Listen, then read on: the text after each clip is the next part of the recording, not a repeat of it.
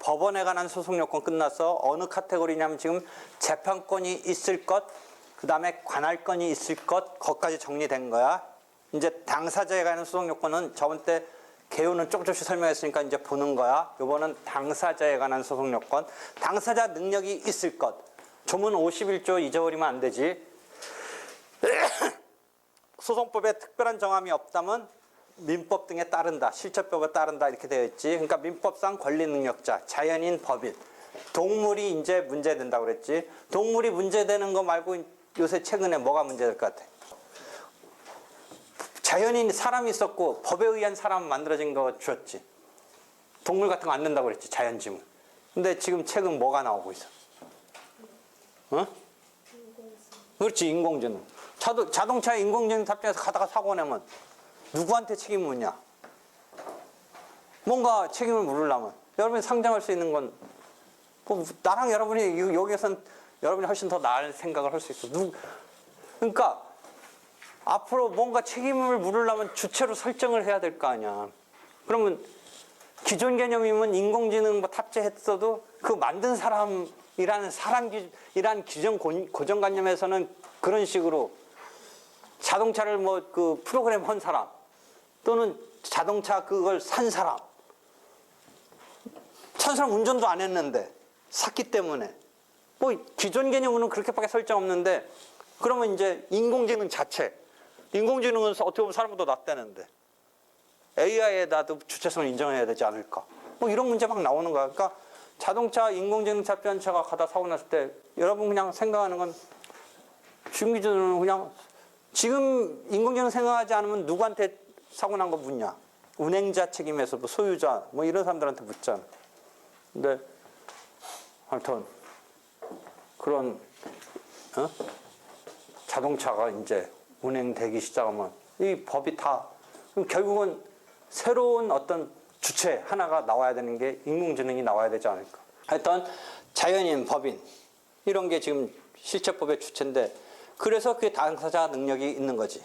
그렇지? 그래서 당사자가 당연히 능력, 자연인이면 실제 하는 거지. 권리 능력 없으면 죽은 사람은 안 되지. 그렇지? 태아의 경우도 여러분이 실체법에서 뭐 정지 조건서, 해제 조건서인데 그것에 따라서 일정 부분 인정될 수 있는 여지는 있지. 그런 등등. 그다음에 도롱뇽 같은 동물, 자연물 어떻게 되느냐 얘기했지. 법인, 당사자 능력이 있는 거지. 그렇지? 그렇잖아? 문제는 원칙적인 거에서 나오겠니? 예외적인 거 갖고 자꾸 낸다고 그랬지. 법인 아닌 사단 또는 재단이 당사자 능력을 52조 소송법이 인정하고 있지. 그게 51조의 본법의 이 법의 특별한 정함에 해당하는 예지. 그래서 52조에 따라서 우리가 그러면 뭐 종중 같은 거를 대표적으로 해서 사례 문제가 막 나오지. 종중에게 당사자 능력이 있고 그 종중의 대표자가 법정 대리인에 준해서, 그치? 법정 대리 및 법정 대리인에 준해서의 조문을 64조 항상 잊어버리면 안 되지. 그치? 그 취지는 뭐라고 그랬어? 실체법에서는 권리 능력을 인정하지 않고 있는데 왜 소송법에서는 주체성을 인정하느냐의 취지는 4-50에 자세히 써놨지. 실제 법인격 취득은 안 했지만 뭔가 막 이렇게 활동을 하는 거야. 사회적으로 역할 내지 활동을 하면서 분쟁이 터졌어. 그 주체성을 인정하는 필요성을 생각한 거야. 소송에서는.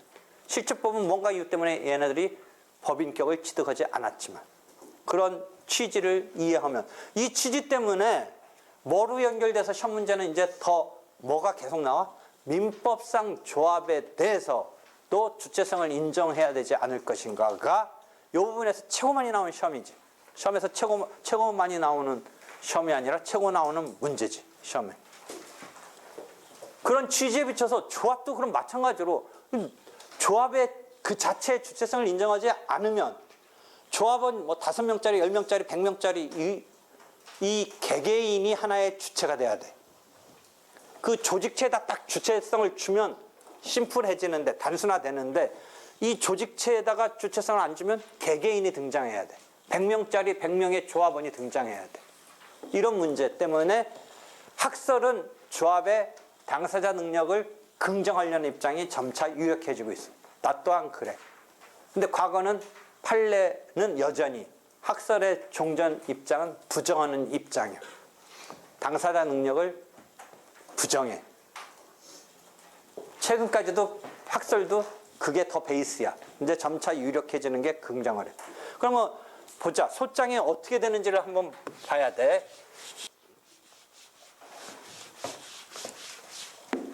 지금 52조에서 비법인 사단 재단이더라도 관리인 또는 그 정함이 있다면 조직체로서 어떤 법인격까지는 안 했지만 뭔가 이 틀이 돼 있으면 그 사람 대표자한테 기준으로 해서 64조에 의하면 그 대표자가 돼서 법인의 대표자처럼 해서 우리가 소송을 하는 이걸 상정할 수 있는데, 조합의 경우에 그 52조의 조문에 따라서 조합까지도 된다고 하면 심플해져.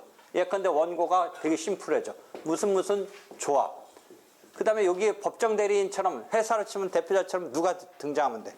그 조합장, 대표자 조합장. 이런 사람이 딱 등장하면 돼.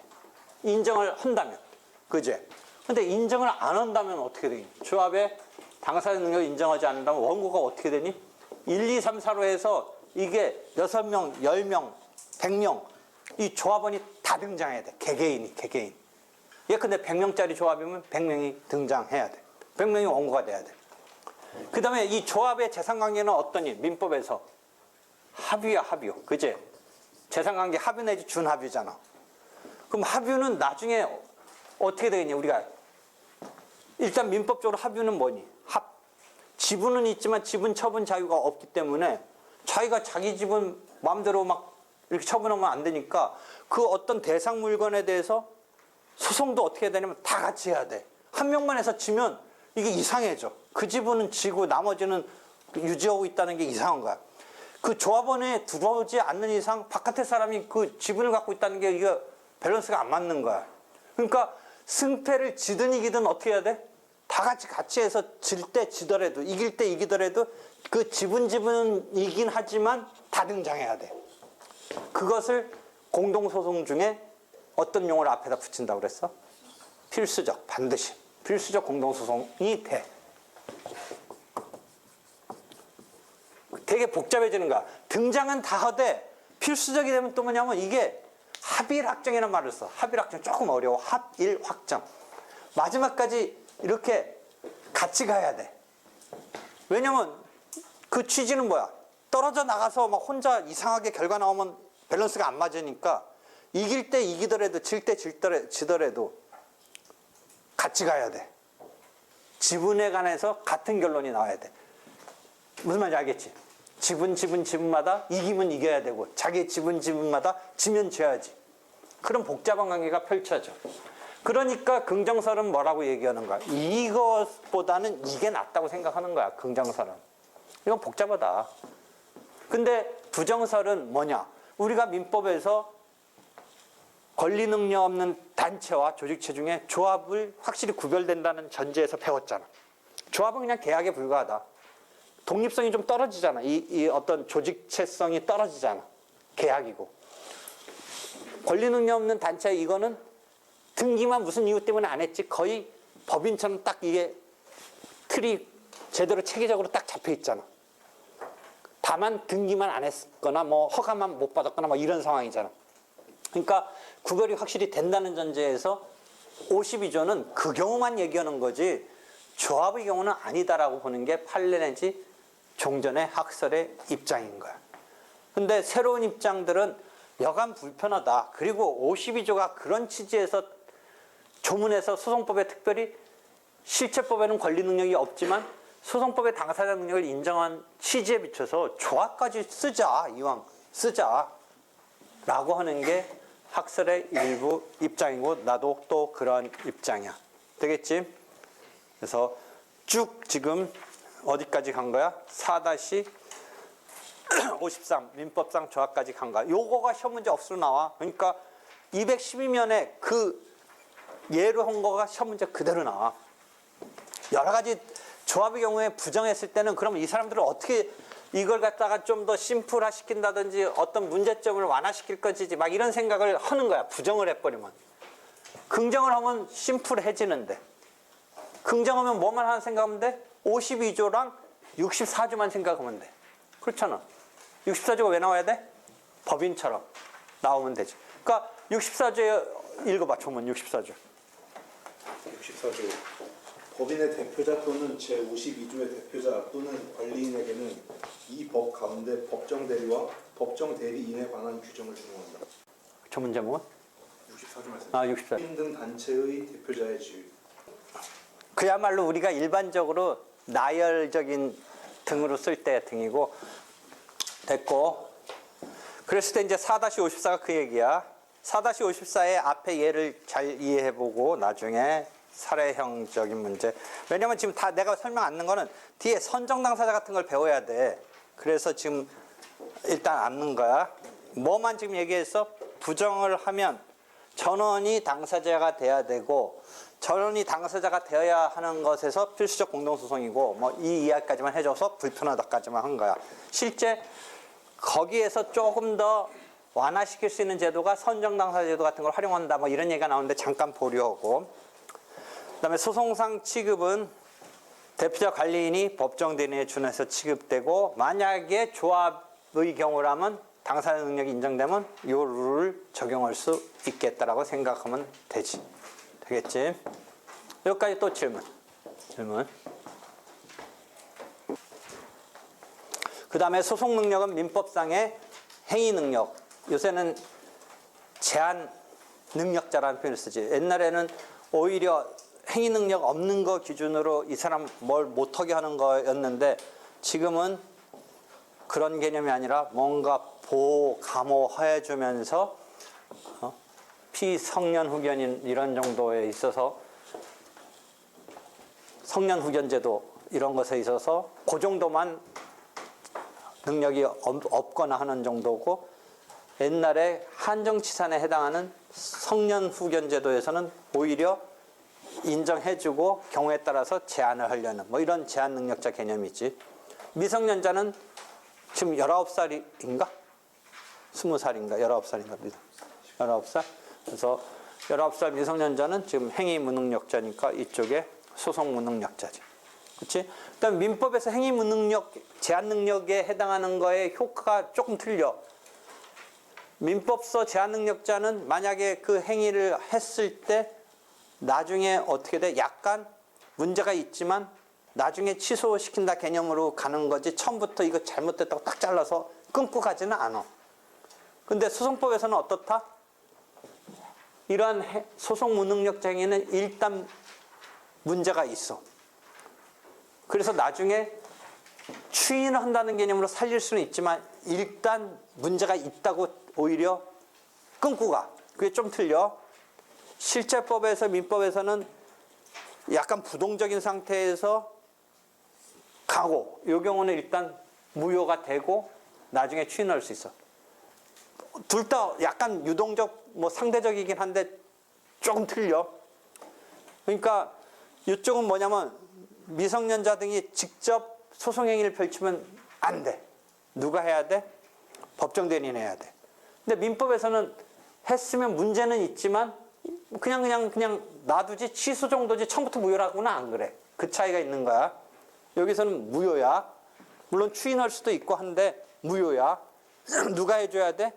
법정 대리인이 등장해야 된다고 그랬지. 그래서 법정 대리인이 소장의 필수적 기재사항 등등 당사자와 동일한 입장에서의 커버링 해준다. 그래서 저번 때 선택형 문제 하나 나왔던 게 본인을 오라고 해서 본인 진술을 듣고 싶은데 법정 대리인이 가도 되는데 소송 대리인은 가는 것에서 보통의 소송 대리인이 해주지만 본인이 유독 오라고 했으면 소송 대리인이 가면 안 되고 본인이 가줘야 된다. 이런 지문을 한번 얘기해 준 적이 있지.